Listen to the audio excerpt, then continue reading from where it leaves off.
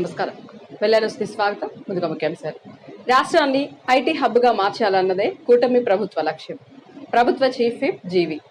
Shivashakti foundation ఆధ్వర్యంలో ఉచిత కంటి వైద్య శిబిరం. అసత్య ఆరోపణలకు patent care of address Vaikapa Jagan అని ప్రభుత్వ చీఫ్ విప్ స్థానిక శాసనసభ్యులు జీవి ఆంజనేయులు ఆరోపించారు. స్థానిక ప్రభుత్వ చీఫ్ కార్యాలయంలో ఏర్పాటు చేసిన విలేకరుల సమావేశంలో ప్రభుత్వ చీఫ్ విప్ జీవి ఆంజనేయులు ప్రతిపక్ష నేత జగన్ పై విరుచుకుపడ్డారు. లక్షల మంది ఉద్యోగ ఉపాధి అవకాశాలు అందించే సంస్థలకు తక్కువ ధరకు భూ కేటాయింపులు చేస్తే తప్పేంటని ప్రశ్నించారు. అసత్య ఆరోపణలకు patent care of address Jagan అంటూ మండిపడ్డారు ఆయన. రాష్ట్రాన్ని ఐటీ హబ్గా మార్చాలన్న ప్రయత్నాలు చూసి ఓర్వలేకనే ఇలాంటి దిగజారుడు ప్రచారాలకు వైకాపా దిగుతున్నారని ఆవేదన వ్యక్తం చేశారు. ప్రధాని మోదీ సభకు వేలాది మందితో హాజరవుతున్నారని, 2వ తేదీన ప్రధాని మోదీ అమరావతి రానున్నారని, లక్షల కోట్ల అభివృద్ధి పనులకు రాష్ట్ర ముఖ్యమంత్రి చంద్రబాబు నాయుడుతో పాటు కలిసి శ్రీకారం చుట్టబోతున్నారన్నారు. మే 2వ తారీఖున ప్రధానమంత్రి మోడీ గారు ప్రజా రాజధాని మన అమరావతి రానున్నారు. లక్షల కోట్ల విలువైనటువంటి అభివృద్ధి పనులకి శ్రీకారం చుట్టబోతా ఉన్నారు. ముఖ్యమంత్రి చంద్రబాబు నాయుడు గారు, ప్రధానమంత్రి మోడీ గారు, ఉప ముఖ్యమంత్రి పవన్ కళ్యాణ్ గారు అతిరథ మహారథులతోటి ఒక గొప్ప కార్యక్రమం, చరిత్రలో మిగిలిపోయేటువంటి గొప్ప కార్యక్రమం జరగబోతా ఉంది. పల్నాడు జిల్లా వ్యాప్తంగా వేలాది మంది ఈ కార్యక్రమానికి హాజరు కాబోతా ఉన్నాం. ప్రజలందరూ పిలిపిస్తున్నాం. పల్నాడు జిల్లా నుండి, వినుకొండ నుండి భారీ ఎత్తున వేలాది మందిగా తరలి ఇక్కడ నుండి వెళ్తాము.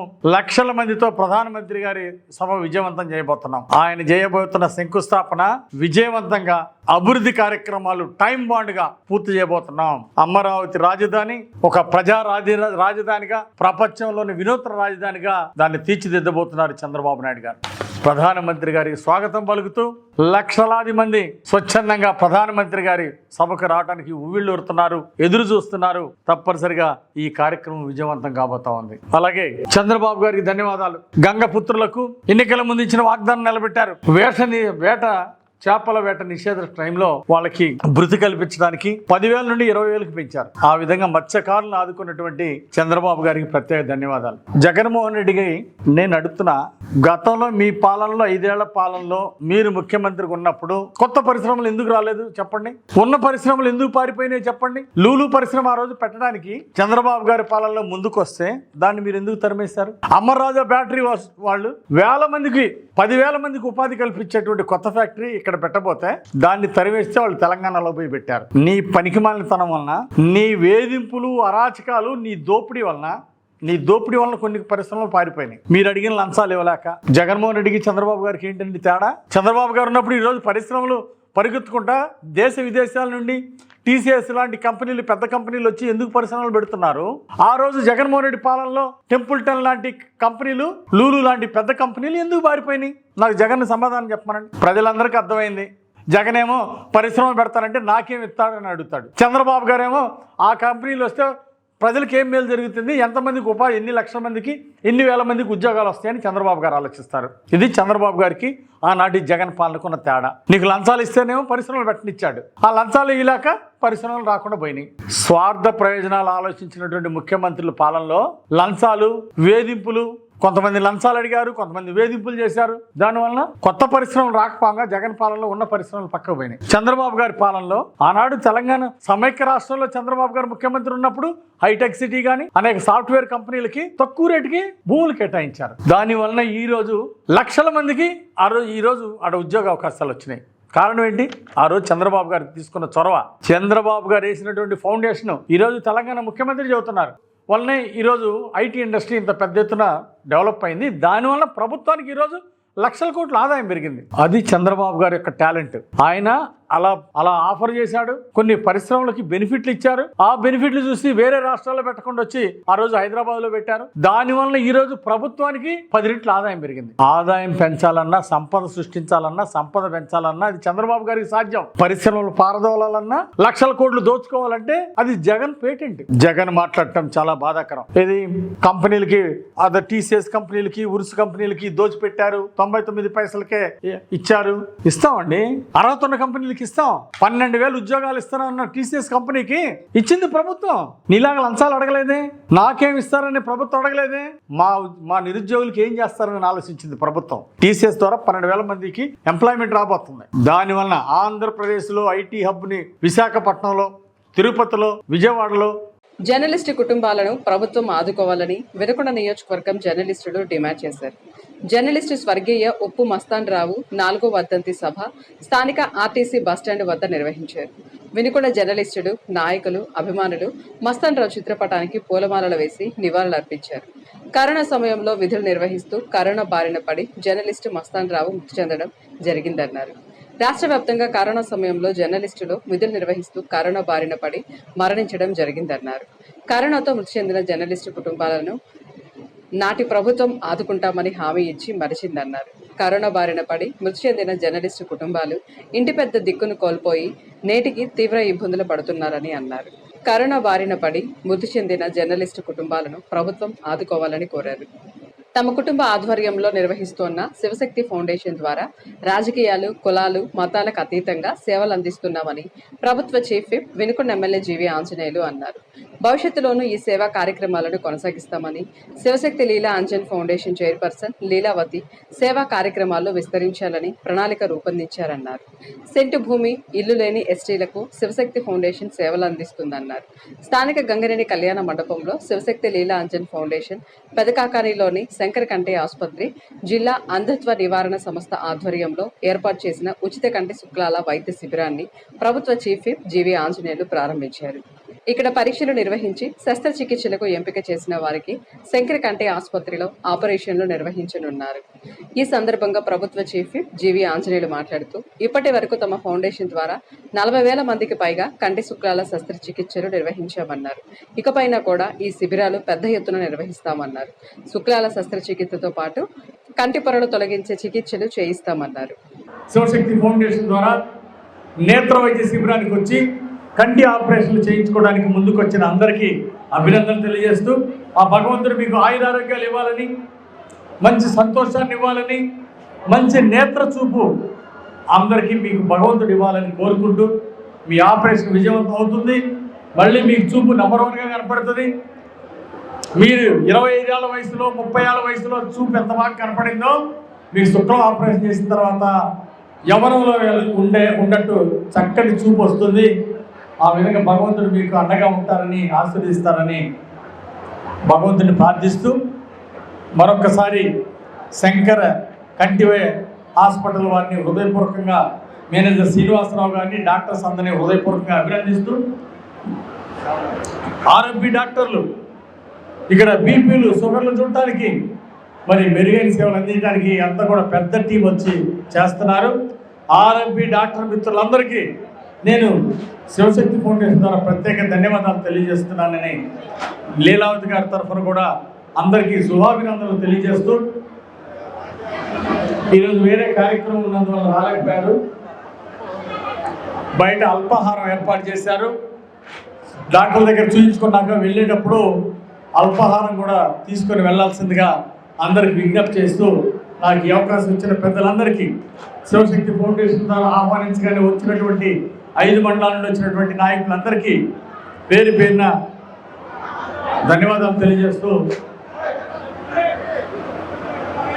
ఎస్ఎల్ అధ్యక్షులు దాసరి కోటేశ్వరరావు గారిని మళ్ళీ మీటింగ్ అయిపోయినా కూడా మాట్లాడాల్సిందిగా కోరుకుంటూ, నాకు ఈ అవకాశం ఇచ్చిన అందరికీ పేరు పేరున ధన్యవాదాలు తెలియజేస్తూ సెలవు తీసుకుంటాను. ప్రభుత్వ పాఠశాలలో చదివి జిల్లా స్థాయిలో గుర్తింపు తీసుకొచ్చిన విప్పర్ల చాతుర్యకి పల్నాడు జిల్లా కలెక్టర్ అరుణ్ బాబు సత్కరించిన సందర్భంగా, అదేవిధంగా 500కు పైన మార్కులు తెచ్చుకున్న విద్యార్థులను ప్రోత్సహించే భాగంగా కోటపకొండ అన్నదాన సత్రం కమిటీ వారి ఆధ్వర్యంలో విద్యార్థులకు ఏనుగులు బజార్ రోడ్డు మెడికల్ అసోసియేషన్ బిల్డింగ్ వినుకొండలో ఆదివారం సన్మాన కార్యక్రమం నిర్వహించారు. ఈ సందర్భంగా విద్యార్థులను, వారి తల్లిదండ్రులను సంఘ పెద్దలు మెమంటో శాలువాలతో సన్మానించారు. ఈ కార్యక్రమంలో అన్నదాన సత్ర కమిటీ ఫౌండర్ బెల్లంకొండ ప్రసాద్, అధ్యక్షులు బి అనిల్ కుమార్, ప్రధాన కార్యదర్శి ఎస్పి పరమేశ్వరరావు, అర్చకులు ఎలకర కొండలు, పి వాసు, సింహాచలం బాబు ఈ కార్యక్రమంలో తదితరులు పాల్గొన్నారు. మాజీ ఎమ్మెల్యే బొల్లా బ్రహ్మనాయుడు అసత్య దుష్ప్రచారాలు మానుకోవాలని, నీ కపట నాటకాలు నమ్మేవారు ఎవరూ లేరని ప్రభుత్వ చీఫ్ విప్ సీనియర్ శాసనసభ్యులు జీవీ ఆంజనేయులు హెచ్చరించారు. చీఫ్ విప్ కార్యాలయంలో విలేకరుల సమావేశంలో ఆయన మాట్లాడారు. ఒక్క అవకాశం అని ప్రజల అవకాశం ఇస్తే ఇష్టానుసారంగా దోచుకున్నారని, ప్రజలను నిలువున ముంచడమే కాక తప్పుడు కేసులు బనాయించి అరాచక పాలన సాగించాలని అన్నారు. ఎన్డీఏ పాలనలో తప్పు చేసిన వారిపై చర్యలు తీసుకుంటామని తెలిపారు. సమావేశంలో మాజీ ఎమ్మెల్యే మక్కెన మల్లికార్జునరావు ఇతరులు పాల్గొన్నారు. ఈరోజు బొల్లా బ్రహ్మనాయుడు చేసేటువంటి దుష్ప్రచారాలు, అసత్య ప్రచారాలు మానుకోవాలా. పెద్ద పెద్ద యాక్షన్లు చేస్తా, చేతులు ఇట్లా పెడతా, నువ్వు నటిస్తే 5 ఏళ్ళు నటించావు. ఒక్క అవకాశం ఇచ్చారు ప్రజలు నమ్మి. ఏదో బొల్లా బ్రహ్మనాయుడు ఏదో చించుతాడు, ఉద్ధరిస్తాడు, ఆడ జగన్మోహన్ రెడ్డి ఏమైనా ఉద్ధరిస్తాడని ఒక్క అవకాశం అంటే ఒక్క అవకాశం ఇచ్చారు ప్రజలు. వచ్చిన అవకాశాన్ని ఏం చేశారు? దోచుకున్నారు, ప్రజలను ముంచేశారు. మీరు తప్పుడు కేసులు పెట్టి వేధించారు, దాడులు చేసిన వాళ్ళని ప్రోత్సహించారు. మేము ప్రోత్సహించాం. దాడులు ఏ పార్టీ వాళ్ళు దాడులు చేసినా, మా పార్టీ వాళ్ళు తప్పు చేసినా పోలీసులు చర్య తీసుకోమని చెప్పాం. పోలీసులు పార్టీలకు అతీతంగా యాక్షన్ తీసుకుంటున్నారు. మీలాగా మేము అడ్డుపడలేదే. తప్పనిసరిగా లా అండ్ ఆర్డర్ కంట్రోల్లో ఉంటుంది. గ్రామాల్లో కూడా, ఫ్రాక్షన్ గ్రామాల్లో కూడా శాంతి కమిటీ లేపిస్తాం. జడ్జీల చేత కూడా, లాయర్లు జడ్జీల చేత కూడా అక్కడ ప్రజల్ని ఎడ్యుకేట్ చేయడానికి మీటింగ్లు కూడా పెట్టిస్తాం. ఫ్రాక్షన్ విలేజ్ల్లో ఫ్రాక్షన్ అనేది కంటికి కనపడకుండా పోవాలి పల్నాడు జిల్లాలో. అదే మా లక్ష్యం. అభివృద్ధి కోరుకుంటున్నాం. ఇంటింటికి తాగునీరు ఇవ్వాలి, ప్రతి గ్రామాన్ని అభివృద్ధి చేయాలనేదే మా లక్ష్యం. ఈ మధ్యకాలంలో మన మాజీ శాసనసభ్యులు బ్రహ్మనాయుడు గారు ప్రతిరోజు అసత్య ఆరోపణలు, చీఫ్ విప్గా ఉన్నటువంటి జీవీ ఆంజనేయులు గారి మీద కానివ్వండి, ప్రభుత్వం మీద కానివ్వండి, పక్కన ఉన్నటువంటి తెలుగుదేశం వారి మీద ఒకటే రకమైనటువంటి నిందారోపణలు చేస్తా ఉన్నారు. వాస్తవాన్ని ప్రజలు గమనిస్తూ ఉన్నారు. 70 సంవత్సరాల వయసు వచ్చింది, ఒక ఎమ్మెల్యేగా పనిచేశావు. మాట్లాడేటప్పుడు కొంతన్నా నిజం ఉండాలి. నువ్వు అంత ఉక్రోషం ఉంటే ఎట్లా? మదమంచిపాటి వీరాంజనేయ స్వామి తిరునాళ్ళలో గత 20 సంవత్సరాల నుంచి అక్కడ ఎడ్ల పందాలు నడుస్తూ ఉన్నాయి. నేను శాసనసభ్యుడిగా ఉన్న సమయం నుంచి జీవీ ఆంజనేయులు గారు 2 పర్యాయాలు ఉన్నా, బ్రహ్మనాయుడు గారు ఒకసారి గత 20 సంవత్సరాల నుంచి మేము ముగ్గురు ఎమ్మెల్యేలు ఉన్న సమయంలో అక్కడ ఎడ్ల పందాలు రైతు కమిటీ నిర్వహిస్తూ ఉంటుంది.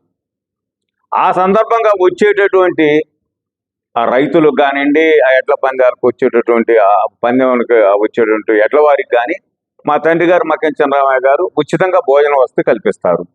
ప్రైజులు వచ్చేవారికి ఎవరు శాసనసభ్యులు ఉంటే వారు.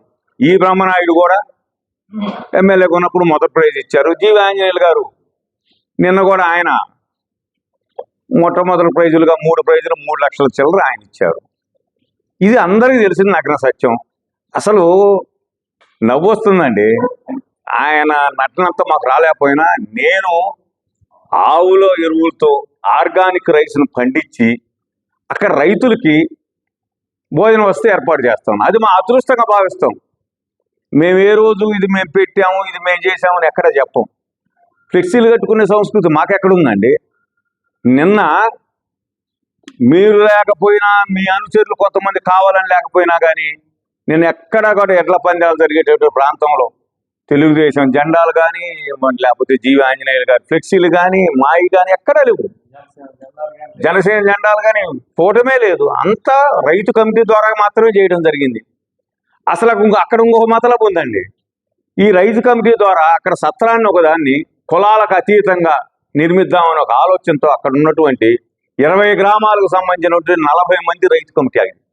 వారందరూ కలిసి కూడా అయ్యా ఆర్యవైశ్య సత్రం ఉంది, బ్రాహ్మణ సత్రం ఉంది కానీ అని నా దగ్గరకు వస్తే నేను ఒకటే చెప్పా, నాకు కానీ జీవీ ఆంజనేయులు గారికి కానీ ఎవరికి కూడా ఇక్కడ కులాలు వద్దయ్యా, మీ కమిటీ తరఫున ఒక సత్రాన్ని నిర్మించమంటే 2 కోట్ల రూపాయల నిధులతో వాళ్ళు మొదలు పెడితే మొట్టమొదటిగా జీవీ ఆంజనేయులు గారి దగ్గరకు వచ్చారు. 10 లక్షల రూపాయల సంద ఆయన నవ్వుతూ ఇచ్చారు. తర్వాత నా దగ్గరకు వచ్చాడు. నాకున్న శక్తి మేరకు నేను 10 లక్షల రూపాయలు ఇచ్చా. అప్పుడు ఆయన శాసనసభ్యుడిగా ఉన్న సమయంలో బ్రహ్మనాయుడు గారి దగ్గరికి వెళ్ళారు. ఆయన వాళ్ళ రైతు కమిటీని అవమానించి 1 రూపాయి సందా ఇవ్వకుండా డబ్బులు ఎక్కడి నుంచి వస్తాయని దుర్భాషలాడి బయటికి పంపించారు. ఇంతటితో వెళ్లాను సమాప్తం. తిరిగి రేపటి వెళ్లానులో కలుసుకుందాం. నమస్కారం.